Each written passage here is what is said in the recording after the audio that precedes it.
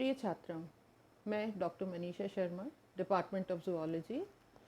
आज हम paper first की यूनिट सेकेंड के बहुत ही इंटरेस्टिंग टॉपिक आर्क्योप्टेरिक्स के बारे में पढ़ेंगे और इसके बाद हम बर्ड्स एज ग्लोरीफाइड रेप्टाइल्स भी पढ़ेंगे। तो आज सबसे पहले हम आर्क्योप्टेरिक्स के बारे में पढ़ेंगे। आर्क्योप्टेरिक्स अर्लीस्ट नोन बर्ड है फॉसिल रिकॉर्ड में, और इसको जो है आर्क्योप्टेरिक्स लिथोग्राफिया के नाम से जाना जाता है, जिसका मतलब होता है एंशिएंट विंग। इसका ये जो फॉसिल है it dates back to late Jurassic period, यानी कि तकरीबन 140 मिलियन वर्ष पूर्व का है।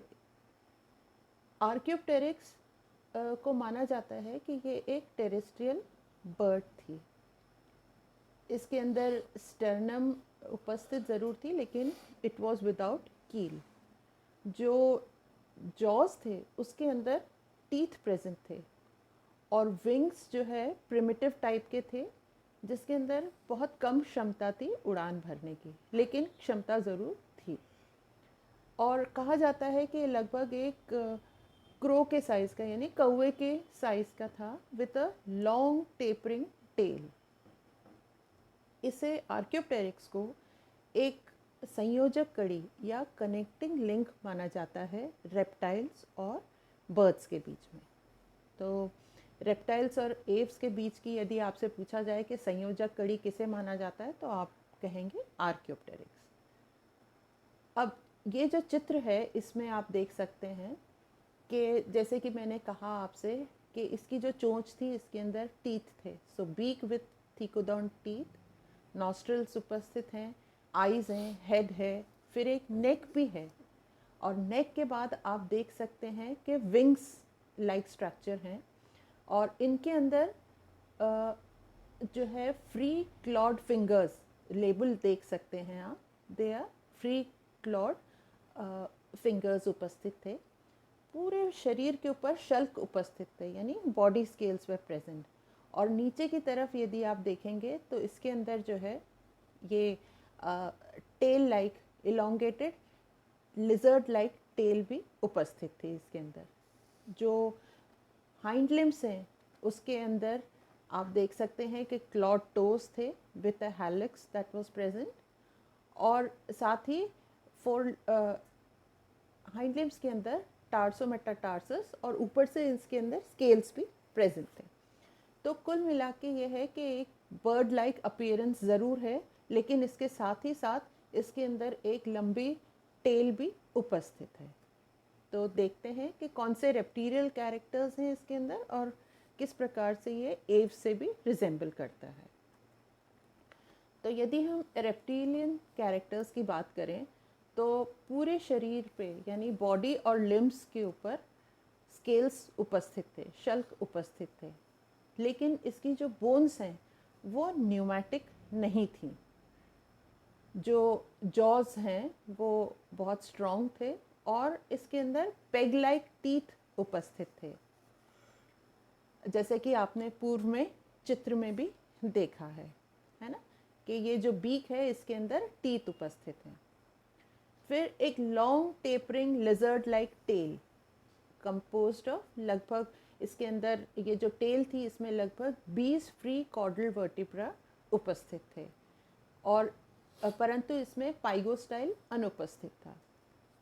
नेक्स्ट जो है उसके अंदर सर्वाइकल जो वर्टिब्री थी वो काफ़ी कम थी आज की सामान्य बर्ड के अनुरूप। लगभग 9 से 10 सर्वाइकल वर्टिब्री ही थी, और जो ट्रंक और सैक्रल वर्टिब्री हैं इनके अंदर कोई फ्यूजन उपस्थित नहीं था। नेक्स्ट हम यदि बात करें कि इसके अंदर रेप्टिलियन कैरेक्टर्स, यानी कि जो स्फिनोडॉन हमने पिछली क्लास में पढ़ा था उससे किस तरीके से रिजेंबल करता था, तो स्फिनोडॉन का जो वर्टिब्री थी उनके सेंट्रा भी एम्फिसिलस थे और इसके सेंट्रा भी एम्फिसिलस ही थे। अब सिमिलरली जो स्फिनोडॉन और क्रोकोडाइल्स के अंदर जैसे कि फ्री सर्वाइकल और एब्डोमिनल रिब्स होती हैं, उसी प्रकार से इसमें भी फ्री सर्वाइकल और एब्डोमिनल रिब्स उपस्थित थी। जो स्टर्नम था पहले भी मैंने बता चुकी हूँ मैं आपको, वो पुअरली डेवलप्ड था और विदाउट कील था। प्रत्येक हाथ में इसके it bared 3 free clawed fingers that was similar to reptiles। तो ये थे रेप्टिलियन कैरेक्टर्स। इसके अलावा इसके अंदर कार्पल्स और मेटाकार्पल्स जो उपस्थित थे वो फ्री थे। आप चित्र में भी देख सकते हैं, ये जो चित्र है ये एक फॉसिल है, फॉसिल फॉर्म है आर्कियोप्टेरिक्स लिथोग्राफी का। ये फॉसिल जो है बर्लिन में उपस्थित है, वहाँ के बर्लिन के म्यूज़ियम में। और इसमें जो है आप बहुत अच्छे से देख सकते हैं कि क्या क्या फीचर्स जो अपन पहले बात कर चुके हैं वो किस प्रकार से लेबल्ड हैं और उपस्थित हैं। पेल्विक गर्डल जो है उसके अंदर इलोंगेटेड इलियम थी और एक बैकवर्डली डायरेक्टेड प्यूबिस बोन भी उपस्थित थी, लेकिन ये दोनों बोन सेपरेट थी। जो ब्रेन है आर्कियोप्टेरिक्स का वो सिंपल था और सिलिंड्रिकल सेरेब्रल हेमिस्फीयर्स थे इसके अंदर। तो आप बहुत अच्छे से ये चित्र को पढ़िए और समझिए कि किस प्रकार से इसके अंदर कौन से रेप्टिलियन कैरेक्टर्स हैं, और आगे हम बात करेंगे इसके एवियन कैरेक्टर्स की। तो एवियन कैरेक्टर्स में ये है कि इसे वैसे तो बहुत बिल्कुल कहा जा सकता था कि ये एक रेप्टाइल है, लेकिन क्योंकि इसके अंदर फेदर्स की उपस्थिति थी जो कि एक एवियन कैरेक्टर होता है, तो इसलिए इसे क्लास रेप्टिलिया में नहीं रखा जा सका। तो और दूसरे एवियन कैरेक्टर्स कौन कौन से उपस्थित थे देखते हैं। The body covering was well developed, contour and flight feathers way present.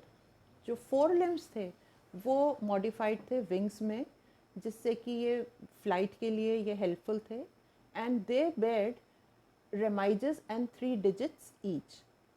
जो टेल थी वो elongated थी, rectrices उपस्थित थे, and they were arranged in 2 lateral rows।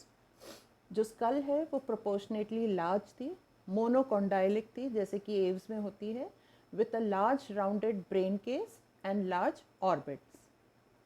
2 jaws were present which were elongated into a beak। beak Aves में भी होती है और आर्कियोप्टेरिक्स में भी उपस्थित थी। जो गर्डल बोन्स हैं और लिम्ब बोन्स हैं वो बर्ड लाइक थी, with a difference that they were not pneumatic. जो दोनों क्लेविकल्स हैं वो जो है वी शेप्ड फर्क्यूला में फ्यूज थे। टीबिया एंड फिब्यूला दोनों सेपरेट थे, और जो फुट था it consisted of tarsometatarsus bearing 4 clawed toes having 2nd, 3rd, 4th and 5th phalanges respectively। जो 4 clawed toes थे उसके अंदर 2nd, 3rd, 4th और 5th phalanges थे। और जो हैलेक्स था आपने चित्र में भी देखा होगा, जो हैलेक्स था वो पोस्टीरियरली डायरेक्टेड था, पीछे की तरफ डायरेक्टेड था। स्क्लेरोटिक ऑसिकल्स उपस्थित थे आइस के अंदर। तो ये थे इसके एवियन कैरेक्टर्स।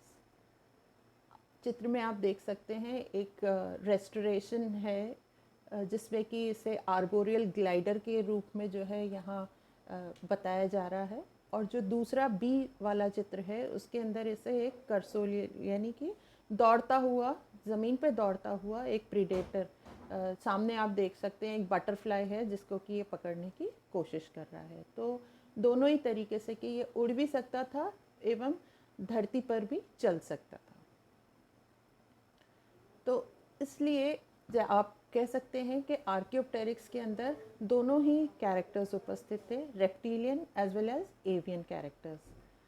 तो ये एक बर्ड नहीं था जैसे कि मॉडर्न बर्ड्स होती हैं आज के समय में कि, और साथ ही इसे एक ट्रू रेप्टाइल भी नहीं कहा जा सकता। With the exception of feathers it had general resemblance to archosaurian reptiles, यानी कि आर्कोसॉरियन रेप्टाइल्स से ये काफ़ी रिजेंबल करता है, बट इसके अंदर फेदर्स उपस्थित थे इसलिए इसको पूर्णतः आर्कोसॉरियन रेप्टाइल भी नहीं कहा जा सकता। रेप्टिलियन प्लान के अंतर्गत इसकी फोर लिम्स और इलोंगेटेड टेल भी आते हैं। साथ ही इसके अंदर जो है बर्ड्स की तरह के फेदर्स ज़रूर थे, लेकिन जो बोन्स थी उसमें न्यूमेसिटी नहीं थी, यानी कि दे वर नॉट हॉलो बोन्स। तो क्रिटेशियस बर्ड्स जो अपन पहले क्लासिफिकेशन में पढ़ चुके हैं, हेस्पेरोनस एंड इक्थियोर्निस, इस इन बर्ड्स के समान काफ़ी कुछ इसके अंदर समानताएं थी, except that they had primitive reptile like teeth. इन बर्ड्स के अंदर भी ये गुण मौजूद था। तो इसलिए क्योंकि कुछ कैरेक्टर्स रेप्टाइल्स के हैं और कुछ कैरेक्टर्स एव्स के हैं, इसलिए आर्कियोप्टेरिक्स को हम एक सेपरेट सब क्लास में रखते हैं, Archaeornithes, and it is very well, it proves that it is a connecting link between reptiles and aves. अब नेक्स्ट टॉपिक पढ़ते हैं हम, birds as glorified reptiles. Huxley ने बर्ड्स को ग्लोरीफाइड रेप्टाइल्स कहा है, यानी कि ये जो है बर्ड्स ये इवॉल्व हुई हैं रेप्टिलियन एंसेस्टर्स से। एक पेलियोंटोलॉजिकल एविडेंस जो है, फॉसिल आर्कियोप्टेरिक्स जो अभी अपन ने पढ़ा, वो इंडिकेट करता है कि बर्ड्स के अंदर अब बहुत सारे रेप्टिलियन कैरेक्टर्स भी उपस्थित थे। तो कई चेंजेस जो है एवोल्यूशन के दौरान जो हुए, जिसकी वजह से कि बर्ड्स ने एक तरीके से सुपीरियर पोजीशन प्राप्त की रेप्टाइल्स के ऊपर, वो क्या क्या थी संक्षिप्त में हम पढ़ेंगे। सबसे पहले यदि हम देखते हैं कि रेप्टाइल्स जो है स्लगिश थे, कोल्ड ब्लडेड थे और अर्थ बाउंड थे, जबकि बर्ड्स जो हैं वो एक्टिव, वार्म ब्लडेड और अलर्ट हैं। बर्ड्स के अंदर क्योंकि पावर ऑफ फ्लाइट, उड़ने की क्षमता होती है, इसलिए इसका लोकोमोशन काफ़ी रैपिड होता है, बहुत तेज़ होता है इनका locomotion in comparison to reptiles. इसी प्रकार से derivation of avian feathers from reptilian scales, reptiles के अंदर जो स्केल्स पाए जाते हैं उन्हीं का ही आगे चल के एवोल्यूशन एवियन फेदर्स में हुआ है, जो कि एक एडवांस कैरेक्टर है बर्ड्स के अंदर। बर्ड्स में 4 चेम्बर्ड हार्ट उपस्थित होता है विद डबल सर्कुलेशन, जहाँ की कोई मिक्सिंग ऑफ ब्लड नहीं होता। डीऑक्सीजनेटेड ब्लड अलग हो रहता है और ऑक्सीजनेटेड ब्लड अलग रहता है। लेकिन रेप्टाइल्स में क्योंकि जो वेंट्रिकल है वो इम्परफेक्टली डिवाइडेड होता है, इसलिए इसमें जो है जो रुधिर है वो पार्शियली मिक्स हो जाता है। तो इसलिए हम कह सकते हैं कि birds are superior to reptiles. इसी प्रकार से रेस्पिरेटरी सिस्टम जो है बर्ड्स में वो हाईली इवॉल्व रहता है। लंग्स के साथ साथ इनके अंदर एयर सैक्स भी मौजूद रहते हैं, जो कि एक इफ़ेक्टिव एरिएशन का काम करते हैं।